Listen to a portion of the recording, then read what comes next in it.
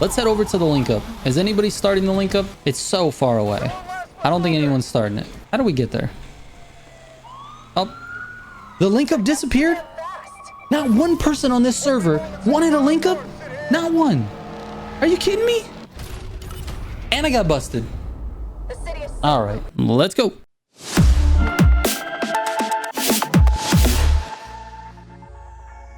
What is up, guys? Welcome back to another video. This time we're in Need for Speed again, and again we have a new update for the game. Now, it's not a content update per se. Actually, there's no new content in this update. It is mostly bug fixes. However, the fixes that they're deploying on this patch are extremely important, and it's something that the community has been asking for a long time. One of which is the auxiliary bug fix. Now, if you don't know what the auxiliary bug fix is, here is what the problem is. You may not have noticed it if you're just driving around in circles like me, but here's what happens. Once you start a race and you exit the playlist, or if you switch your car mid-playlist into something else, your auxiliaries for that car no longer give you the blue NOS. Now, you can still earn the yellow NOS. However, the blue NOS is not generating. So it's something that's been a problem basically since launch, and we kind of figured it out when the competitive community started racing a lot. Now, you may not think this was a big issue. However, if you go onto Reddit, if you go onto Discord servers, if you go anywhere and you ask people about the auxiliary bug, almost everybody who's been playing the game a lot will be able to tell you this has been an issue. So this is something that I'm so excited that they're fixing, because it's been an issue for a long time. Now, aside from this, in the Volume 6 update, which is the recent one a few weeks ago, they introduced the PvP playlist. Now, the PvP playlists were great. However, if your lobby quit, like if everybody left your lobby or it just didn't matchmake you to another lobby, you basically were sitting there by yourself and had to leave the playlist and go start another one. The issue is that when you left the playlist, you were returned to the main menu, which is horrible. But on this particular patch that is live now, you actually are going to be returned to the multiplayer garage. And the multiplayer garage is just one step away. It's the window that you need to get to either free roam or PvP.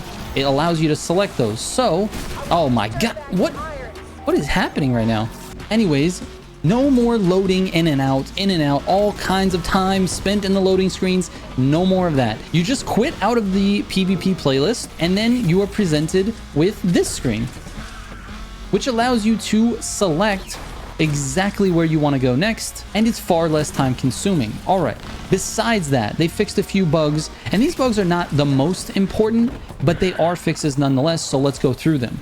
There were some users that were reporting extreme flickering present in the game. They were able to make some adjustments that fix that issue. Also, in the PvP playlist, if you're the guy that's in there just sitting idle while everybody else races and you're just taking up everyone's time and gaining XP for that because you want to max level your speed pass or potentially get your account to level 200 for this volume, you can no longer do that. If the game detects your speed under 1 mile per hour in a playlist, specifically in a PvP playlist, you will be kicked.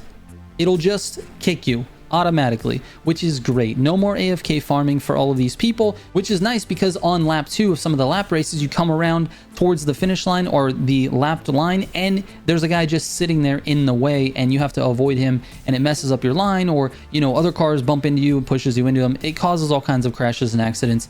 Please, no more AFK farming. And now you can't do it because if you're under 1 mile per hour, the game's going to kick you after 60 seconds anyways. So AFK farming is gone in PvP. Now, there are some other little fixes that I'm going to go through really quickly because they are important, but not quite as important as the headline ones. They fixed an issue where players could use their own vehicles in a playlist that should be loaner vehicles. So if it's a loaner vehicle playlist, people were figuring out how to use their own vehicles. That can't happen anymore. They also fixed an issue in story mode where attempting to back away from a speed pass menu would send the user to the pause menu instead of the garage.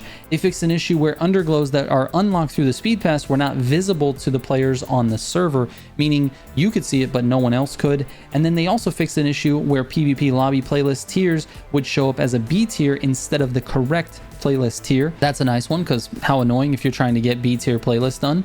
They also fixed an issue where users could navigate around the menus when in the Find Game menu, and they finally fixed a camera issue that would cause changes to the player's camera when another car was close behind. That one is super annoying and it will not happen again. But these are all the changes they made, but I want to talk real quickly about this as a whole. Now, as of this year, this team is really trying hard to be transparent, to update the game as frequently as possible, and you can see these last 2 weeks they have pushed patches that are improving the experience of the game every week. This team is working extremely hard, and honestly, my hat's off to them, because we never got this type of support on year one, and we really needed it. There was a few bugs that were in the game from the beginning, and we just never got the support. It was never a priority. They weren't listening to the fans, but they are now, and they've put out 2 patches in this volume, which is incredible, because I don't think we got one patch in between volumes on year one. So once again, everybody in the comments, please talk about the issues that you're having with the game. Give Criterion feedback, because they